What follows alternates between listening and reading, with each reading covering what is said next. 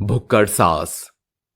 Sharmila table पर पसरी हुई खा रही होती है, तभी उसका पति सरजू आकर कहता है, हे भगवान, कैसी भुक्कड़ लुगाई पल्ले पड़ी है जिसके लिए सिर्फ उसका पेट ही पहाड़ रहता है। तो क्या मैं आप दोनों के जैसी भूखे पेट ही चल पड़ूं? ना बाबा ना, मुझसे ज्यादा देर भूख बर्दाश्त नहीं होती। 55 वर्षीय शर्मिला का चेहरा एकदम गोल मटोल, चेहरे पर लाल बड़ी बिंदी, बनारसी साड़ी और थुलथुला शरीर था। उसकी एक बहुत ही बुरी आदत थी, वो जहाँ कहीं भी खाना देखती बिना कुछ सोचे टूट पड़ती।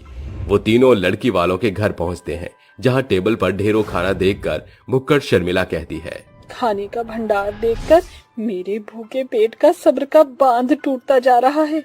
शर्मिला बिना कुछ सोचे खाने पर टूट पड़ती है। ये देख लड़की की माँ चंदा कहती है, ओ जी, हमारी भाग्यश्री की सास तो भुक्कड़ निकली। देखो कैसे गाय भैंसों की तरह जुगाली कर रही है। भुक्कड़ शर्मिला पलक झपकते ही सारा खाना सफा चट करके एक लंबी डकार लेकर कहती है, वाह क्या कचौड़ी है और करारे समोसे बनाए थे। आहा, कसम से मजा आ गया। अगर आपकी पेट पूजा पूरी हो गई हो तो बात आगे बढ़ाई जाए। अरे मुझे तो हमेशा से ही भाग्यश्री जैसी बहू चाहिए थी, जो बढ़िया खाना बनाना जानती हो।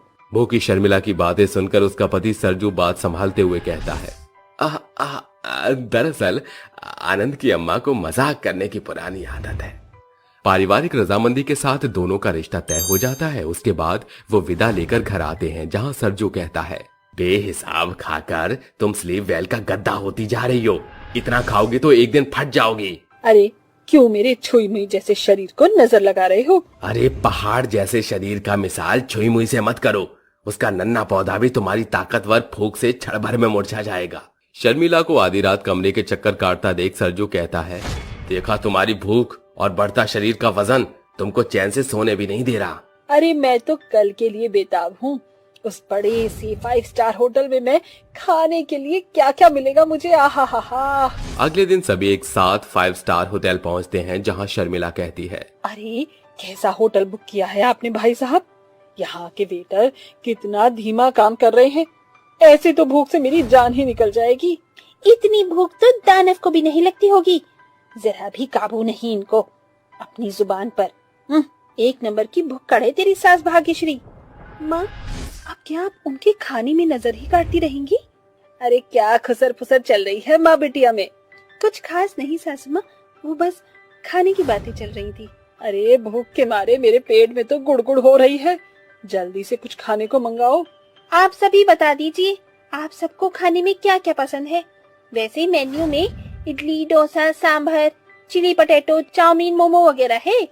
अरे समधन जी, ये मोमो मोटो मुझको नहीं भावत है, लेकिन कभी कभार अंग्रेजी खाना खाने में कोई बुराई नहीं है। वैसे पसंद तो नहीं, लेकिन खा ही लेंगे एक आधा। टेबल पर खाने के आते ही भुक्कड़ शर्मिला धावा बोलती है और न सिर्फ अपना बल्कि सभी जन के हिस्से का भी खाना हड़प जाती है। ये देख चंदा लाल पीली होकर मन में कहती है, 9 से चूहे खाकर बिल्ली हज को जली। वही हिसाब है इस भुक्कड़ शर्मिला का।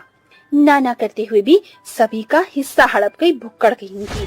होटल के तमाम लोगों की निगाहें अपना खाना छोड़कर भूखी शर्मिला पर टिकी होती हैं, जिसे देख सरजू कहता है, अरे जरा सा तो शर्म कर लो शर्मिला, हम सड़क के भंडारे में नहीं होटल में बैठे हैं, थोड़ा तो तहजीब दिखाओ। आह, जो करे शर्म उसके फूटे करम। जहाँ बात खाने की आए, शर्मिला की शर्म कोसों दूर भाग जाती है। अरे तुम्हारा बस चलता तो शर्म हया भी कौड़ियों के भाव बेचकर इसे भी खा जाती भुक्कड़ कहीं की। कुछ दिनों के अंतराल के बाद भाग्यश्री बहू बनकर ससुराल आती है, जहाँ सवेरे शर्मिला एक लंबा चौड़ा लिस्ट अपनी बहू को थमाते हुए कहती है, बहू आज तेरी चूल्हा चढ़ाई की रस्म है। इसमें सब कुछ मेरे पसंद का खाना लिखा हुआ है। भंडारा आलू, वेज बिरयानी, शाही पनीर, आलू मेथी, पूरी, खीर, दाल मखनी, कचौड़ियाँ, समोसे, कोफ्ता, पुलाव, पकौड़े। अरे इन्हें पढ़ने में वक्त जाया करने से अच्छा खाना बनाना शुरू कर दे। शर्मिला के जाते ही भाग्यश्री खुद से कहती है, ऐसा लग रहा है जैसे मैं रसोई घर में नहीं 5 सितारा होटल में बावर्ची खाने में खड़ी हूँ।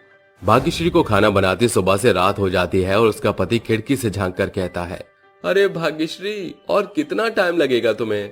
आनंद गुस्से से तिल मिलाकर पांव पटकता हुआ अपने कमरे में जाकर कहता है, कितने अरमान से इन फूलों की सेज को सजाया था, लेकिन माँ की भूख ने बीच में कांटा बनकर मेरे अरमानों का बेरहमी से कत्ल कर डाला। शर्मिला को खाता देख सरजू एक बार फिर कहता है, तुम्हारा पेट है कि जानवर की नाद, कैसी भुक्कड़ सास हो। बहू को बावर्ची बनाकर किचन में धकेल दिया, पूरा दिन जानवरों की तरह जुगाली करके तुम्हारा मुंह नहीं थकता क्या? तुम क्यों बिना मतलब हम सास बहू के बीच में आ रहे हो? खाने दो मुझे। बेहिसाब खाने के कारण उसको अगली सुबह शर्मिला को लूज मोशन की परेशानी होने पर भाग्यश्री कहती है, माँ जी आप ठीक तो हैं? अरे बहू, अगर मैं ठीक होती तो सवेरे से गुस्सल खाने में ही थोड़ी घर बसाकर बैठी होती। बहू अपनी बिगड़ी सेहत की कसूरवार तेरी भुक्कड़ सास खुद है। जहाँ कढ़ाई पनीर देखती नहीं कि उसमें कूद पड़ती है। ये लीजिए माँ जी, नींबू पानी पीजिए। बहू की देखरेख के कारण शर्मिला दोबारा ठीक हो जाती है, पर उसकी ज्यादा खाने की आदतों में कोई सुधार नहीं आता। एक रोज उसकी पड़ोसन उसके घर आकर कहती है, शर्मिला न्योता लाई हूँ, आज मेरी बेटी की शादी है, हम जरूर आएंगे।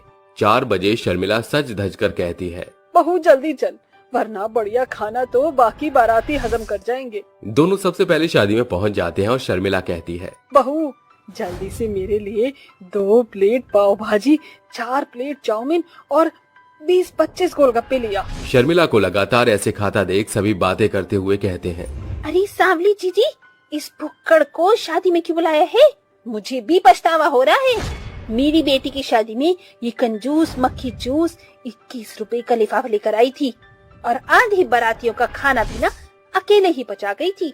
अगर ये भुक्कड़ ऐसे ही खाती रही तो बारातियों के सामने मेरी इज्जत उछल जाएगी। इसको मजा चखाना ही होगा। वो उसके पास आकर उसे खूब खरी खोटी सुनाते हुए कहती है, अरे जरूरत से ज्यादा खाएगी तो फट जाएगी शर्मिला। चाहे इसको कितना भी जलील कर दो, शर्म हया तो है ही नहीं। जब से तुम आई हो 20-25 थाली खाना हजम कर चुकी हो।